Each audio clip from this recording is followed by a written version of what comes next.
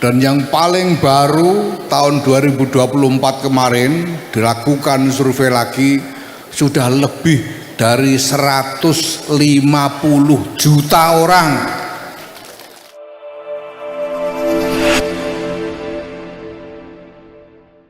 Kita ingin, karena ini menjadi tanggung jawab dari Jam'iyah ini sebagai Jam'iyahnya para ulama, kita ingin mengajak supaya umat ini bukan hanya ikut Nahdlatul Ulama, bukan hanya ikut NU. Kita ingin mengajak, membina supaya orang-orang ini sungguh-sungguh menjadi orang NU. Itu yang kita inginkan, yang kita harapkan. Karena beda antara menjadi orang yang ikut NU dan menjadi orang NU, itu beda. Kalau ikut NU ya pokoknya ikut gitu saja. Kalau ada hal-hal yang dia merasa harus mengikuti orang atau organisasi, dia pilih ikut NU. Kalau harus memilih ikut ini atau ikut itu, dia pilih ikut NU. Itu sudah ikut NU sudah. Nah, yang lebih 150 juta itu tadi, itu orang-orang yang ikut NU. Nah, ini harus kita upayakan supaya berkembang, tumbuh menjadi orang NU. Apa bedanya orang ikut NU dan menjadi orang NU? Kalau orang ikut NU itu tidak selalu berarti menjalankan ajaran-ajarannya NU secara terus-menerus. Namanya ikut NU. Ya. Misalnya tanya orang, Lebaran ikut mana? Ikut NU. Puasa apa enggak? Enggak. Gitu. Itu udah ikut NU namanya. Lebarannya ikut NU, tapi enggak puasa. Aku ikut pengajian NU. Nah di sana kamu ya ikut ngaji, jualan es teh. Dia bilang itu sudah ikut NU. Tapi kalau menjadi orang NU itu ada candranya tersendiri. Menjadi orang NU itu setidaknya dia punya 5 sifat. Yang pertama, orang NU itu adalah orang yang mau menjalankan agama. Jadi agama ini dijalankan. Sholat ya sholat, puasa ya puasa, zakat ya dibayar, kalau mampu ya haji. Ini namanya menjalankan agama. Orang NU itu, orang NU bukan sekedar ikut NU, itu menjalankan agama. Ini yang pertama. Yang kedua, orang NU itu menjalankan agama dengan pakai ilmu. Menjalankan agamanya itu bukan sekedar asal-asalan, tapi menjalankan agama dengan ilmu. Ini orang NU. Berarti harus belajar. Karena harus dengan ilmu. Ini ada kisah nyata.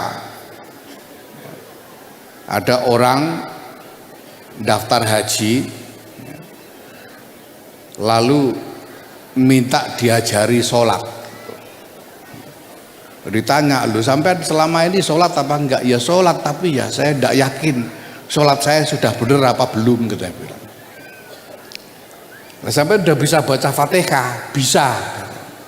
Coba dibaca sekarang. Setelah dibaca nggak taunya yang dibaca itu pating pentalit, ndak urut.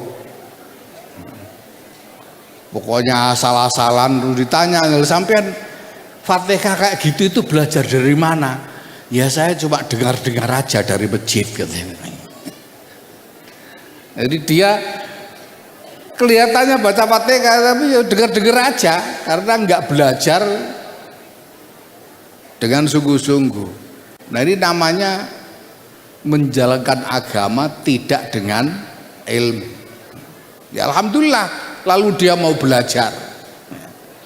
Mulai dari bagaimana toharoh sampai kepada syarat-syarat sahnya sholat, rukunnya, sunnahnya dia mau belajar sehingga akhirnya menjalankan agama dengan ilmu. Ini orang NU. Ya. Yang ketiga, orang NU itu belajar ilmu dari guru.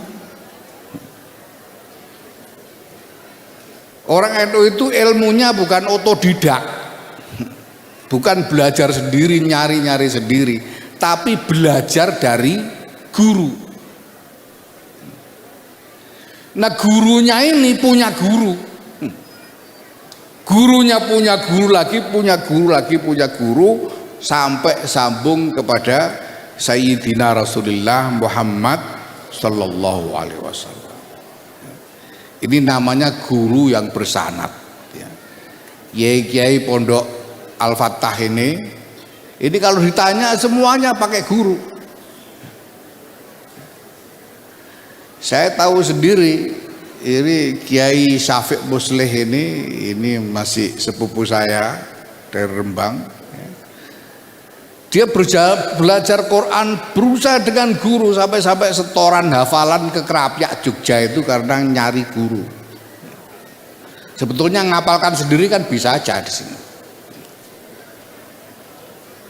Tapi karena harus dengan guru dan gurunya harus bersanad, maka dikejar mencari guru yang bersanad sampai ke Krapyak Jogja sana. Ini orang NU.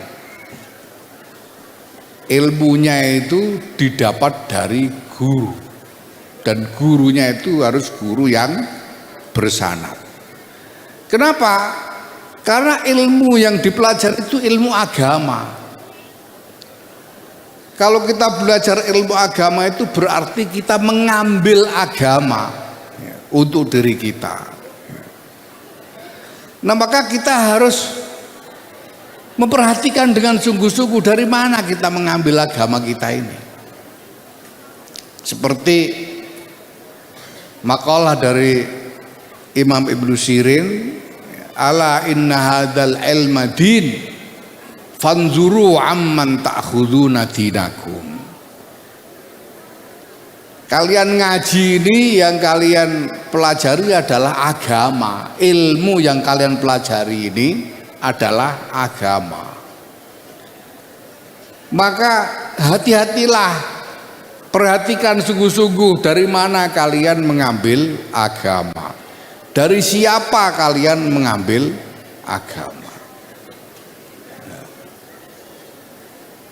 Lah dari siapa harusnya? Ya harus dari orang yang sungguh punya ilmu dan hidup dengan cara yang sesuai dengan ilmunya. Orang yang memang punya ilmu dan hidup dengan cara yang sesuai dengan ilmunya. Maka sanad itu bukan hanya soal mendengarkan pelajaran dari guru, tapi menerima seluruh irsyad, menerima seluruh tuntunan tentang agama itu dari guru. Maka di NU ini penting sanad itu, supaya agama yang kita jalankan ini bukan agama karangan kita sendiri. Tidak boleh agama ngarang sendiri itu. Agama yang kita jalankan ini adalah agama yang kita dapat dari Sayyidina Rasulullah Muhammad Sallallahu Alaihi Wasallam melalui guru sampai kepada kiai-kiai kita, diajarkan kepada kita. Dan ini secara tegas dinyatakan oleh Hadratus Syekh Kiai Muhammad Hasyim Asy'ari ketika beliau bicara kepada para ulama, antum qad akhaltumul uluma mimman qablakum wa man qablakum mimman qablahu bittisalis sanadi ilaikum. Itu dikatakan oleh Hadratus Syekh. Anda semua wahai para ulama NU, Anda mengambil ilmu-ilmu dari orang-orang sebelum Anda, dan orang-orang sebelum Anda mengambil ilmu dari orang-orang sebelumnya, secara bersambung sanadnya sampai kepada Anda sekalian dari Rasulullah Muhammad Sallallahu Alaihi Wasallam. Makanya kiai-kiai kita ini kalau ngaji semuanya dengan sanad, apalagi Quran, ngaji kitab-kitab saja, ngaji Safinatun Najah itu pasti dinyatakan ngajinya dari kiai ini, kiainya itu ngajinya dari siapa, sampai kepada penulisnya, yaitu Syekh Salim bin Sumer Ba'alwi yang menulis Safinatun Najah. Nanti ngaji takrib juga dari kiainya, ngaji Fathul Mu'in dan seterusnya. Apalagi ngaji fikih, ngaji nahwu, jurumiyah itu dapat dari gurunya siapa, gurunya dari siapa, seterusnya. Ini semuanya dengan sanad ilmu. Ini belajar ilmu itu belajar dari guru yang bersanad. Ini NU. Kalau belajarnya cuma dengan cara browsing Google, nah itu belum NU. Mungkin ikut NU tapi belum jadi orang NU, gurunya Mbah Google. Dan kiainya harus jelas. Kiai-kiainya ini harus punya kiai, punya guru bersanad sampai kepada Rasulullah Muhammad SAW. Ya. Nah yang keempat, tentu saja orang yang sudah menjadi orang NU itu mau membantu NU. Ya. Ini Bapak Ibu niki wong NU kabeh to niki nggih. Wong NU apa sekedar melu NU? Wong NU nggih. Nah, kalau memang menjadi orang NU, ya mestinya mau membantu NU dengan apa saja yang mungkin. Membantu NU dengan apa saja yang mungkin. Ya. Nggak usah nyumbang uang, nggak usah. Nggak apa-apa. Kecuali kalau kepengen banget ya monggo, tapi ndak nyumbang uang itu ndak apa-apa, biar pengurusnya, biar Pak Zahid nyari uang sendiri. Kenaan kalau sampean sumbang uang, biar nyari sendiri Pak Zahid. Tapi bantu NU, bantu NU itu caranya gimana? Ya ngajak-ngajak orang ikut NU. Kalau ada kegiatan NU, membantu mensukseskan.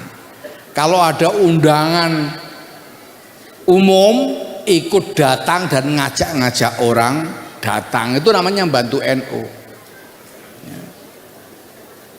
Ada madrasah, ikut-ikutan misalnya, ya nyumbang gedeng, itu namanya juga membantu NU. Pondok pesantren Al-Fatah, ya. Lalu tahu bahwa di sini diajarkan, santri-santri diajarkan agama, lalu ngajak-ngajak orang untuk menyerahkan anak-anaknya dididik di pondok pesantren Al-Fatah ini, itu namanya membantu NU. Yang paling sederhana, paling gampang, ada pondok, ada madrasah NU, ya kalau nganggur lalu ikut nyapu-nyapu. Ada langgar masjid NU, ikut nyapu-nyapu langgarnya, nyapu-nyapu halamannya, itu namanya sudah membantu NU. Paling tidak, ini yang saya ingin mohon langsung kepada panjenengan semua, paling tidak hadiah Fatihah untuk NU. Nggih. Udah ndak usah sampai ndak usah inget kiai siapa nanti repot. Pokoknya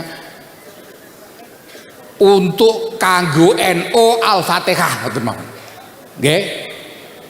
Niku kula suwun nek iso saben dina sepisan nek iso. Paling ora seminggu sepisan. Pokoke Fatihah kanggo NU. Niat ingsun Fatihah kanggo NU Al-Fatihah. Niki pun bantu NU. Nggih. Nah, sing nomor 5 niki sing mesti nek wong dadi NU, dadi wong NU tenan niki sing mesti setia. Yang pasti orang ini setia kepada bangsa dan negara kesatuan Republik Indonesia.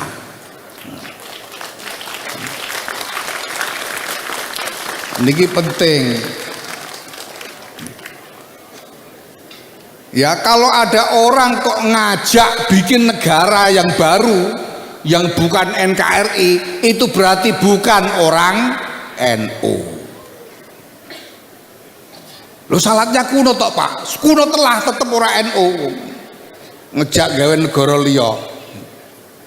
Tarawihnya 23, walaupun tarawih 43. Kalau ngajak bikin negara selain NKRI berarti bukan orang NU, karena orang NU itu setia kepada bangsa dan negara kesatuan Republik Indonesia berdasarkan Pancasila, Undang-Undang Dasar 1945.